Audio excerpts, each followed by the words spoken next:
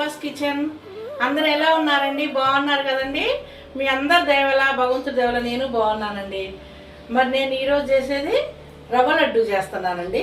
అది చూద్దాం ఎలా చేయాలి. ఇంతకుముందు నా మనవరాలు ఇలాంటివి తినేది కాదండి. ఇప్పుడు మంచిగా 4వ సంవత్సరం కూడా రాబోతుంది, రేపు 22కి తింటుందండి. ఇప్పుడు అన్నీ తింటుంది. ఇప్పుడు అందుకోసమే తనకి ఇష్టం అని చెప్పి ఈ రవ్వ లడ్డూలు చేస్తున్నాను. నేను చేసే స్టైల్లో నేను చేస్తున్నా.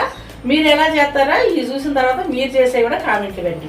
రవ్వ లడ్డు కావాల్సింది రవ్వ, పంచదార, యాలకుల పొడి అండి, నెయ్యి, కాలు కొంచెం అద్దుకోవటానికి, ముద్దకు గాటానికి.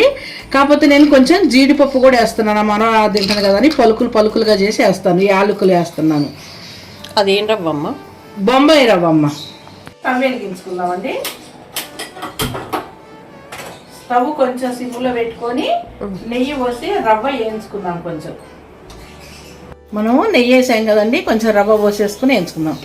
మనం ఎంత రవ్వ తీసుకుంటున్నామో ఆ రవ్వకు సరిపడా పంచదార కూడా తీసుకుందాము. ఎక్కువ వేసుకున్నా కూడా బాగోదు. ఇది కొంచెం వేయించుకుందామండి.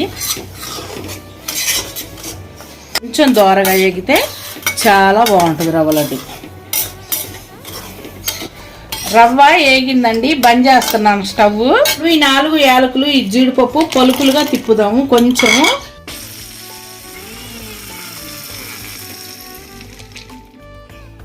చూడండి, మెత్తగా లేకుండా కొంచెం రవ్వగా తిప్పాను. ఇప్పుడు ఈ పంచదారను కూడా కొంచెం రవ్వగా తిప్పుదాము.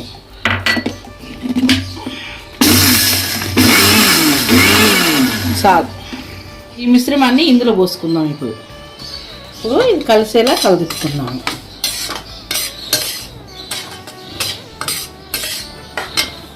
ఒక స్పూను నెయ్యి వేసానండి.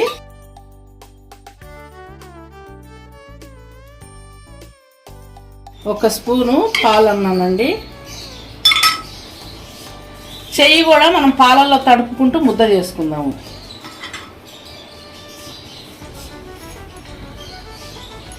మనము రవ్వ లడ్డూలు చేసుకోవటం అయిపోయిందండి. చూసారు కదా ఎంత ఈజీగా చేసుకున్నాము. చిన్న చిన్న ముద్దలే కడుతున్నానండి.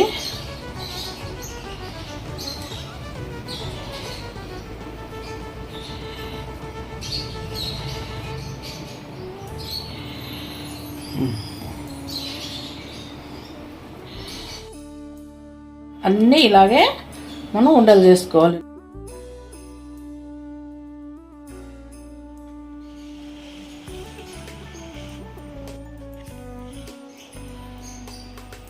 చూసారు కదండి, టేస్టీగా ఈజీగా రవ్వ లడ్లు ఎలా తయారు చేసుకున్నామో.